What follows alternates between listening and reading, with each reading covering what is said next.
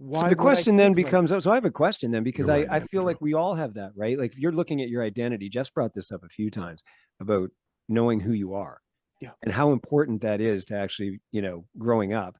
And it's really important for the people in your lives too, because the more you know yourself, the better decisions you make, and the better decisions you make, the people around you and that are closest to you really benefit from that. So I agree with that. But when, Andrew, you brought up all that stuff and it was in the book too. Um, what do you see first? Like, I don't see somebody's sexuality first, right? You see the person, you see the love in their heart, that they're your sister, your brother, whatever, right? And so, yeah, what do you choose to see first about this person?